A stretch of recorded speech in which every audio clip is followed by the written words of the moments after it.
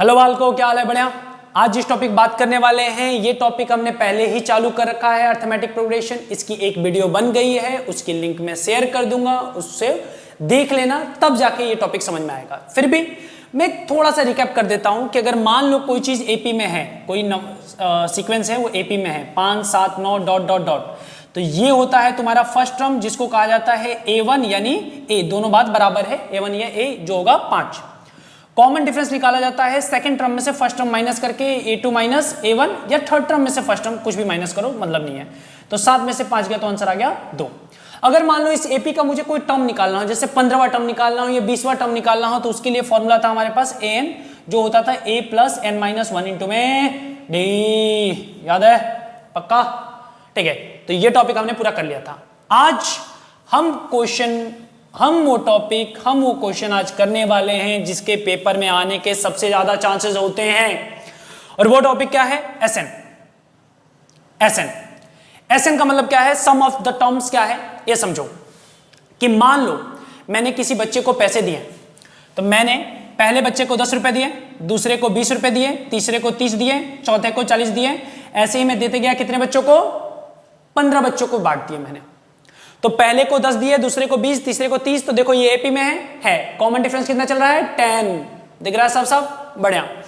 अब मुझे ये पैसे मैंने बांटे कितने बच्चों में? 15 बच्चों में। मेरा क्वेश्चन ये आता है कि मैंने टोटल कितना खर्चा किया, यानी कोई एपी दे रखा हो, उस एपी के सारे नंबर्स का सम मुझे निकालना हो, सभी नंबरों को जोड़ना हो, तो मेरे पास जो फॉर्मूला है वो होता है सम ऑफ द टर्म्स और एसएन का फॉर्मूला।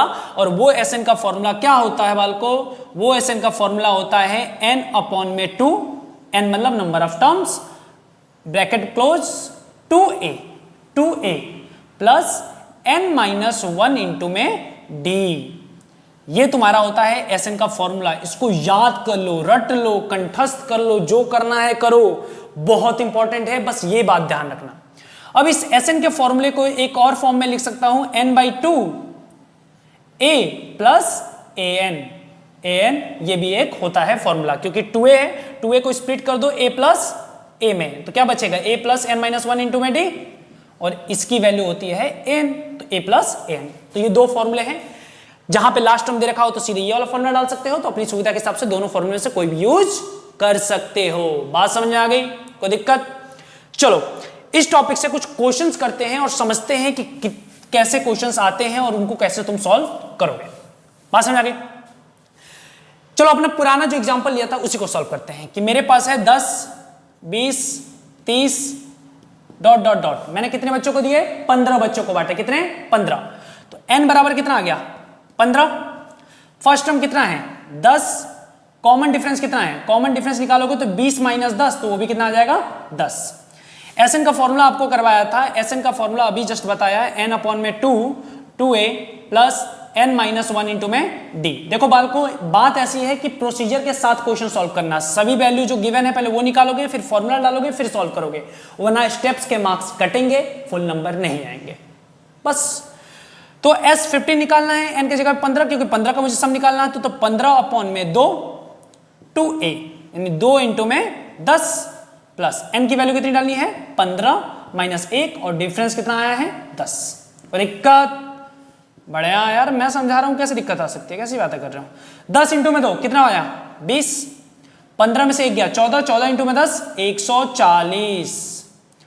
15 इंटू में 2, 15 अपॉन में 2, ये क्या? तो 160। कोई दिक्कत? तो 15 अपॉन में 2 इंटू में 160, और 160 को डिवाइड करो 2 से, तो आंसर आ गया 80। 0 से 4 8 120 यानी 1200। तो मेरे टोटल कितने खर्चे हो गए? 1200 रुपए खर्चे हो गए इन बच्चों के बांटने के चक्कर में। बात समझ आ गए? तो ऐसे निकालोगे एसएन। ये तो बहुत बच्चों वाला क्वेश्चन है। क्वेश्चन एनसीईआरटी में अच्छे हैं और भी प्यारे प्यारे हैं, उन्हीं क्वेश्चन में से एक को लेकर सॉल्व करते हैं। ठीक है,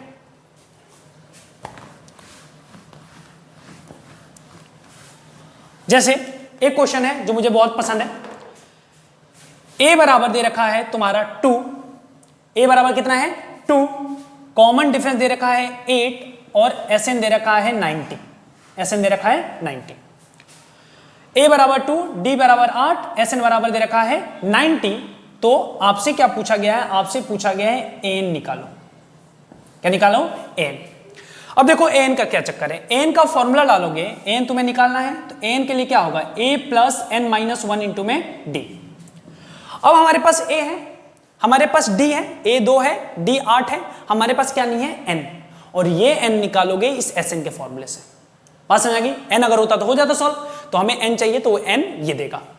तो एस एन बराबर दे रखा है 90 और एस एन का फॉर्मूला होता है एन अपॉन में 2a plus n minus 1 into में डी बराबर में 90। एन नहीं है हमारे पास, अपॉन में 2a, ए की वैल्यू कितनी है वाल को 2 प्लस एन माइनस 1 इंटू में डी कितना दे रखा है 8 इक्वल टू 90। इस दो को उधर भेज दो, इस दो को उधर भेजो, तो n 2 इंटू में तो कितना हो गया 4 प्लस 8 इंटू में n 8n 8 इंटू में 8 बराबर 9 इंटू 9, ये 2 इधर चला गया तो 90 इंटू में 2 180। ब्रैकेट के अंदर और सॉल्व कर दो, 8 4 में से 8 गया तो कितना बचा -4 plus 8n equal to 180। Solve करो तो -4n plus n into n square, तो 8n स्क्वायर इक्वल टू 180। तो 8n स्क्वायर माइनस 4n और 180 को इधर लेके आओ तो -180 इक्वल टू 0। बात समझ आ गई? अब यहां पे देखो तो चिक चिक के कह रहा है कि 4 भैया मैं कॉमन आ रहा हूं, तो 4 कॉमन आ रहा है तो 4 कॉमन निकाल लो, 8 में से 4 कॉमन निकाल दो 2 बचा, यहां बच जाएगा n और यहां निकालोगे तो 4 चौक 16 4 पच्चे 20 इक्वल टू 0। बात समझ आ गई? अब क्या आपको फैक्टराइजेशन करने आता है? फैक्टराइजेशन करने आता है तो यहां पे फैक्टराइज कर दोगे तो तुम्हें n की वैल्यू मिल जाएगी। बात समझ आ गई? तो आई होप, मैं उम्मीद करके चल रहा हूं कि आपको फैक्टराइजेशन नहीं आता है। नहीं आता तो फैक्टराइजेशन की एक वीडियो डाल रखी है, उसको देख लेना, तुम्हें फैक्टराइजेशन की नॉलेज जो है कैसे फैक्टराइज करते हैं वो तुम्हें समझ में आ जाएगा। मैं सीधे फैक्टराइजेशन का लेके चलता हूं, तो 2n square minus n minus 45, तो 45 इंटू 2 किया तो कितना आया 90। तो मुझे ऐसे दो नंबर सोचने हैं जिसको माइनस करने पे तो 1 आए लेकिन मल्टीप्लाई करने पे कितना है 90। तो ऐसे कौन से नंबर होंगे दो, सोचो। तो 90 को यहां पे तुम कैसे करोगे, फैक्टराइज करोगे। तो 2 इंटू में 45 याद आ रहा है 15, 3 इंटू में 5, 5 एकम 5, कुछ याद आ रहा है? ऐसे करोगे तब जाके तुम्हारा नंबर मिलेगा। तो 3 3 जा 9, 5 2 जा 10, तो 10 minus 9 into n minus 45 equal to 0। तो 2n square minus 10n plus 9n minus 45 equal to 0। यहां से 2n कॉमन आ गया तो क्या बचेगा n माइनस 5, यहां से 9 कॉमन आएगा तो क्या बचेगा n minus 5 equal to 0। n minus 5 आ गया और यहां क्या आ गया 2n प्लस 9 इक्वल टू 0। यहां से n बराबर आ जाएगा 5 और यहां से n बराबर क्या आएगा, इसको सॉल्व करोगे तो -9 अपॉन में 2। आपको ये बता रखा है पहले ही कि n की वैल्यू कभी भी नेगेटिव, कभी भी डेसिमल, कभी भी पॉइंट में नहीं आ सकती। तो n की वैल्यू कितनी हो जाएगी 5। हमें क्या निकालना है n बराबर a plus n minus 1 into D. तो n की जगह पे डाल दो, n बराबर क्या होगा a plus n minus 1 into में डी। हमें क्या निकालना है a 5, क्योंकि n की वैल्यू 5 है। तो a मतलब 2 प्लस 5 माइनस 1 और d कितना है 8। तो 2 प्लस 5 में से 1 गया कितना बचा 4, 4 इंटू 8 32। तो आंसर कितना आ गया 34। यानी हमारा एन टर्म यानी ए फिफ्थ टर्म कितना आया 34। बात समझ आ गई? ऐसे निकालोगे तो प्यार से तुम्हारा आंसर आ जाएगा। कॉन्सेप्ट है भाई, practice, practice makes man women, बच्चा जच्चा सब परफेक्ट। ठीक है,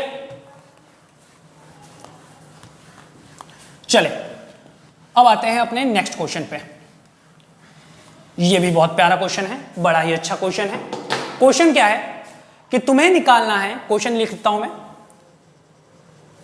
सम of all 2 digits number, sum of all 2 digits number divisible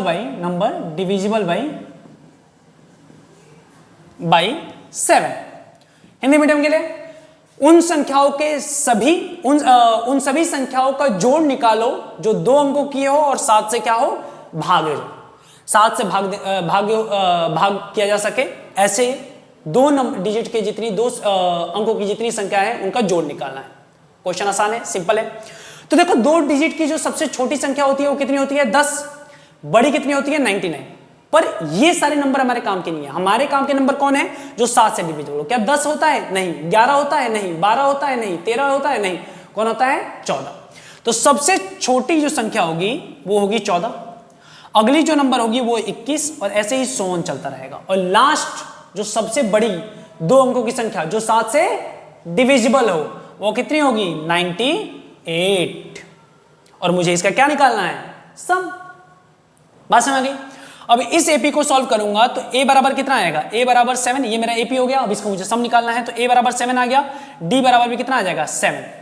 अब देखो Sn का अगर फॉर्मूला डालूं, Sn का फॉर्मूला डालूंगा तो क्या आएगा? n अपॉन में 2a plus n minus 1 into में d। अब मेरे पास a है, मेरे पास d है, मेरे पास a है, मेरे पास d है, मेरे पास क्या नहीं है? n। तो सबसे पहले क्या निकालना पड़ेगा? Number of terms. तो इसके लिए मैं यूज करूंगा an का फॉर्मूला। an बराबर क्या दे रखा है? लास्ट टर्म मुझे 98 दे रखा है, मुझे an बराबर 98 दे रखा है, मुझे n की वैल्यू निकालनी है। तो an की जगह पर क्या डालूंगा? a plus n minus 1 into में d बराबर 98। a की वैल्यू कितनी दे रखा है? 7 प्लस n माइनस 1, d कितना दे रखा है? 7 बराबर 98। ये 7 माइनस हुआ तो 9 माइनस 1 इंटू 7, 7 98 7 किया तो कितना बचा? 91। तो n माइनस 1, 7 से अब डिवाइड कर दो 91 को, कितनी बार में जाएगा? 13 बार में। n माइनस 1 बराबर 13, माइनस 1 उधर गया तो n बराबर कितना आ गया? 14। कोई समस्या नहीं है ना? बढ़िया। चलिए आगे आते हैं। n बराबर 14 आ गया, यहां पे डाल दो। तो 14 अपॉन में 2 इंटू में 7 प्लस n की जगह पे 14 डालो तो 14 माइनस 1, और d की जगह पे कितना है? d 7, तो d 7। 14 अपॉन में 2। देखो मैं नॉर्मली क्या करता हूं, 2 को हमेशा यहां छोड़ के रहता हूं। क्या कभी कभी क्या होता है कि यहाँ पे 10 20 30 40 ऐसे नंबर आ जाते हैं तो इजीली कट जाते हैं, ठीक है? तो हमारा कैलकुलेशन थोड़ा आसान करता है। 7 इंटू 2 14, 14 में 1 गया तो कितना बचा? 13, 13 सते, अब बी जस्ट किया था 91, ठीक है? तो 14 अपॉन में 2 ऐड करो, 4 1 5, 9 1 10, 105। अब डिवाइड नहीं हो रहा तो डिवाइड कर दो इसको, 7 एकम 7, 105। 14 को 2 से डिवाइड किया, 7 5 35 के 5 हासिल, 3 0 3, 7 एकम 7। तो आंसर कितना आया? 735।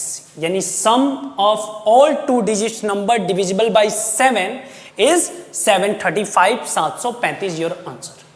खूबसूरत आंसर है, आसान है, बस यही तो है एसएन। पूरे चैप्टर ही इसी पे बेस्ड है भाई। बस तुम्हें सोचना है कि चाहिए क्या और कौन सा फॉर्मूला लगेगा, यूं आंसर आएंगे, यूं। चुटकी नहीं बज रही पर मान के चलो चुटकी बजा के आएगा, ठीक है? चलो एक और क्वेश्चन करते हैं, ये भी एसएन के टॉपिक पे ही करेंगे।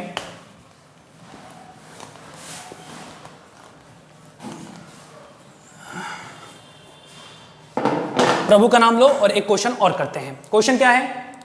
Sn बराबर 4n माइनस एन स्क्वायर और आपको a4 निकालना है, ठीक है? ये क्वेश्चन आपका कि Sn बराबर 4n माइनस एन स्क्वायर है, आपको a4 निकालना है, तो कैसे निकालोगे? अब देखो a4 का मतलब क्या है? a4 मतलब बराबर है a प्लस 4 माइनस 1 इंटू में d, यानी a प्लस 3d। तो बेसिकली आपको क्या चाहिए? आपको a चाहिए, आपको d चाहिए, a चाहिए और d चाहिए। बात समझ आ गई? अब ध्यान से देखो, a और d को कैसे निकालोगे? Sn की मदद से। अगर मेरा कोई AP है a plus d, a plus 2d, ऐसे ही AP चल रहा है। अब इस AP से अगर मैं S1 नाम दूं, S1 का मतलब है सम ऑफ फर्स्ट टर्म, और सम ऑफ फर्स्ट टर्म का मतलब क्या होगा? फर्स्ट टर्म ही। तो S1 का मतलब क्या होगा? A1 यानी a first term, sum of first term या फर्स्ट टर्म, दोनों बात बराबर है। S2 की बात करूंगा तो क्या आएगा? S2 की बात करूंगा तो वो आएगा a plus d, sum of 2 terms, यानी पहला टर्म a, दूसरा टर्म a प्लस डी, तो इन दोनों का सम यानी 2a प्लस डी, यही होगा। कोई भी दिक्कत इसमें? बस यही कॉन्सेप्ट है। Sn बराबर 4n माइनस एन स्क्वायर है, यानी आप यहां पे 1 डालोगे तो first sum of first term मिलेगा, 5 डालोगे तो सम ऑफ 5 टर्म मिलेगा, 10 डालोगे n की जगह पे तो सम ऑफ 10 टर्म मिलेगा, यही मतलब होता है। तो यहां पे काम क्या करो, तुम निकालो S1, तो n की जगह पे 1 डालो, माइनस 1 का स्क्वायर, 4 माइनस 1 का स्क्वायर 1 कितना आएगा? 3, यानी S1 की वैल्यू कितनी आ गई? 3, यानी S1 कितना आ गया? 3, यानी फर्स्ट टर्म कितना आ गया? a कितना आ गया? 3। अब S2 डालते हैं, यानी यहां जहां n है वहां 2, तो 4 इंटू में 2 माइनस 2 का स्क्वायर। 4 इंटू में 2 कितना हो गया 8, 2 का स्क्वायर कितना आया 4, 8 में 4 गया कितना आया 4, यानी सम ऑफ सेकंड टर्म कितना आ गया 4। First term 3, sum of second term 4, यानी 2a प्लस d बराबर कितना आ गया 4। a की वैल्यू जस्ट बालक अपने हमने निकाली है 3, ये वैल्यू डाल दो, तो 2 इंटू में 3 प्लस d बराबर 4। 3 इंटू 2 करोगे कितना आएगा 6, 6 प्लस d इक्वल टू 4, तो d बराबर कितना आया 4 में से 6 गया तो -2, d बराबर -2 आ गया।